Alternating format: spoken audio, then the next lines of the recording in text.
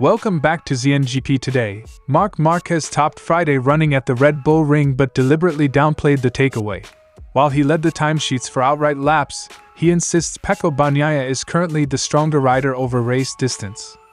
Marquez's measured assessment, mixing realism, telemetry study and respect for his teammate, set the tone for a weekend where consistency, not headline speed, matters most. Pecco Bagnaia finished Friday at the Red Bull Ring third fastest, just 0.2s off Marc Márquez, and he sounded cautiously optimistic.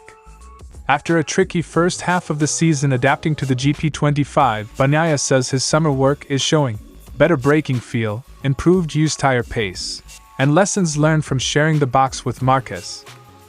Ducati team manager Davide Tardozzi has responded to Pecco Bagnaia's recent comments about struggling with the GP25, telling Sky that while the champion is still there, the Italian must adapt his riding to the bike's character. Tardozzi struck a measured tone. He backed Bagnaia's talent but made clear the work ahead is about compromise, not rewriting the Desmosedici. Aprilia rider Jorge Martin has opened up about the aftermath of his recent crash, describing how the incident has shaken his confidence and complicated the search for a stable base setup. Speaking after a challenging day of training, Martin stressed that his focus is on regaining feeling and comfort on the RSGP rather than chasing immediate results. Don't forget to click subscribe button and the bell icon for MotoGP news update.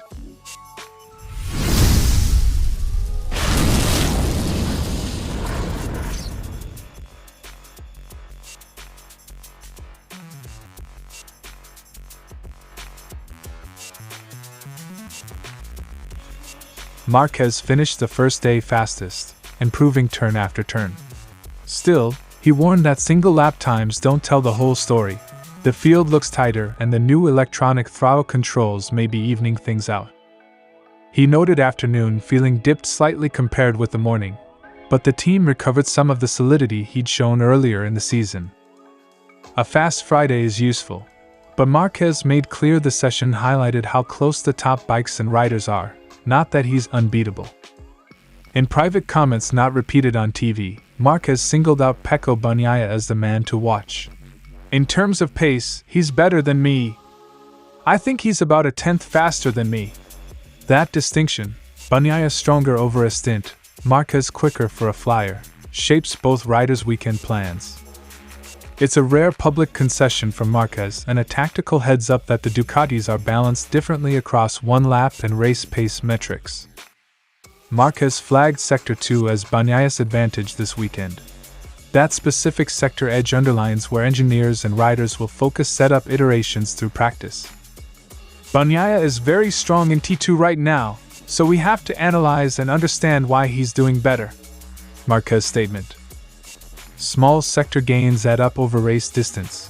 Understanding why Bagnaia is quicker there could be decisive. Marquez is combing telemetry rather than indulging bravado. He's clear about his own ceiling.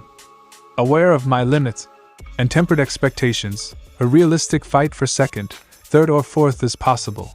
Being fastest every session is not. That measured approach is classic Marquez, push, but within a calculated window that protects the championship lead. Casey Stoner paid Marquez praise on Friday. Marquez welcomed it, citing Stoner's blunt honesty and mutual respect. The compliment didn't change his self-analysis. He keeps focus on end-of-season goals rather than single-day glory. He values straightforward feedback and said he's not interested in being number one now, but rather at the end of the championship. Marquez's message is twofold: respect Bagnaia's race pace, and keep refining the package.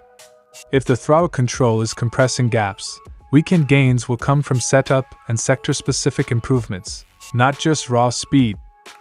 Expect Marquez and Ducati to focus on explaining T2 performance, tire and consistency work, and race simulations rather than headline lap time hunting. Friday's top time was noteworthy, but Marc Márquez's candid assessment that, in terms of pace, Bagnaia is better than me, reframes the Red Bull Ring weekend as a chess match of consistency, sector work and setup refinement. If Marquez can convert his fast lap chops into sustained race form while closing the T2 delta, The title-contending narrative will keep moving in Ducati's direction. But for now, he's betting on smart data work, not ego. Friday's running at Spielberg delivered encouraging signs for Bagnaia, improved braking feel and a solid long run showing on used rubber. He stresses it's only Friday, but the balance felt normal for the first time in a while, a small but meaningful victory after a difficult start to the year. I'm satisfied. It was definitely a very positive first day. Today, for the first time, I was able to put a lot of emphasis on braking and have a feeling that, for me, was normal. The Italian was upbeat about race pace. We worked hard and well on the used tires, and I felt good on them from the start, but admitted the time attack didn't always click. The second qualifying style run felt strange. Grip limits stopped him braking hard and he couldn't extract the lap he wanted.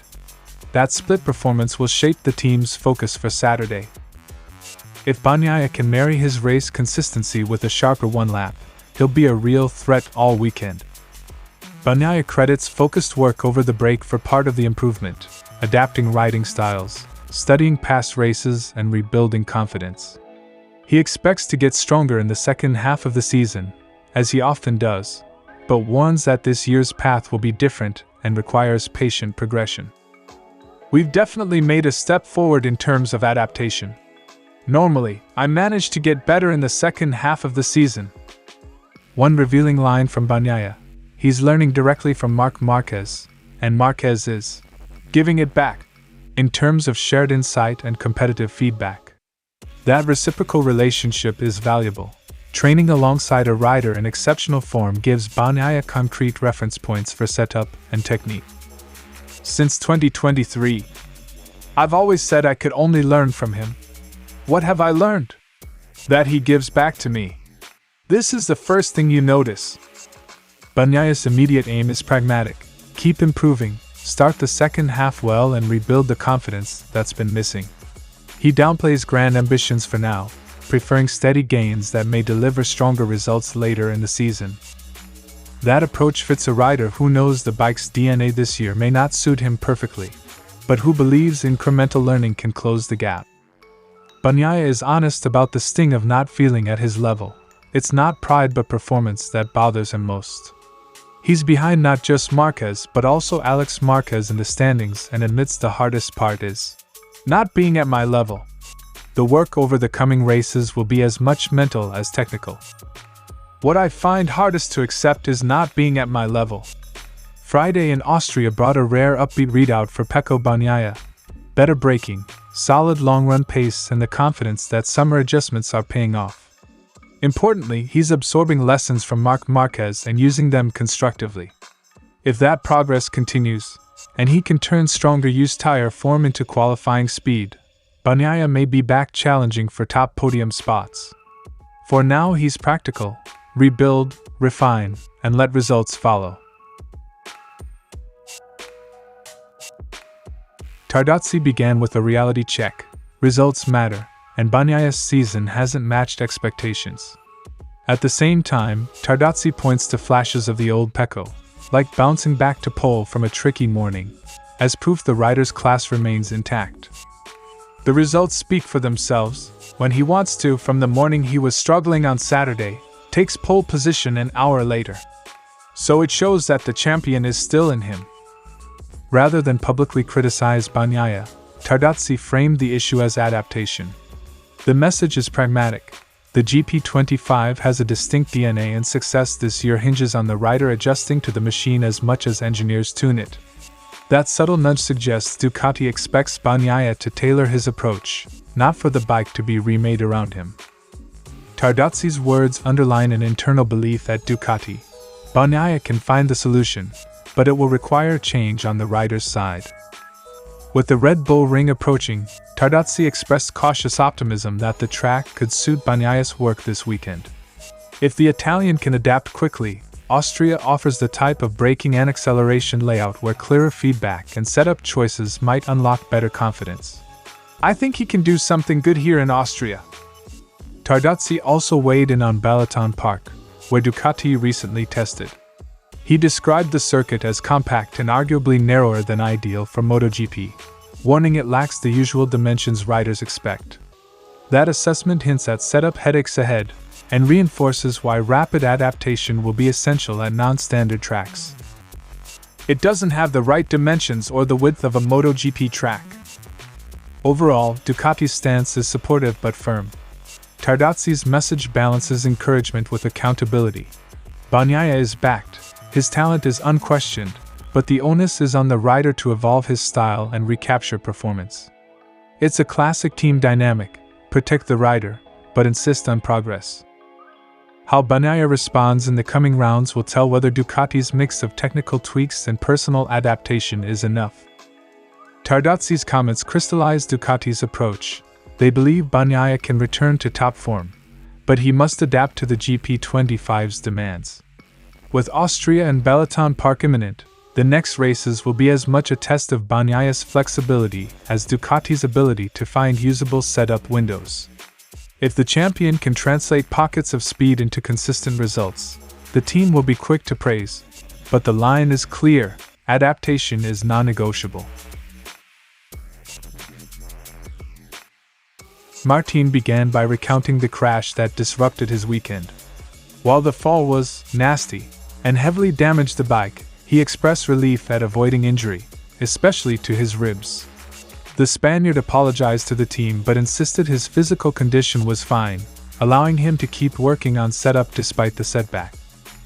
"I was really afraid my ribs might get hurt. Sorry to the team because it was a nasty accident. The bike was really damaged. But yeah, everything was fine." The real damage, Martin admitted, was to his confidence. Post-crash, he struggled to feel the front end and to connect with the Aprilia as his machine. With constant changes in setup from session to session, building a consistent base has proven elusive. The lack of stability has disrupted the natural flow he enjoyed in past seasons at the same track. "I lost all the confidence I had. I still don't feel like it's my bike. I don't feel the front end, if it's closing or moving. Every time I go out, the bike is different." Martin believes there's a mismatch between his own pace and the current capabilities of the RSGP.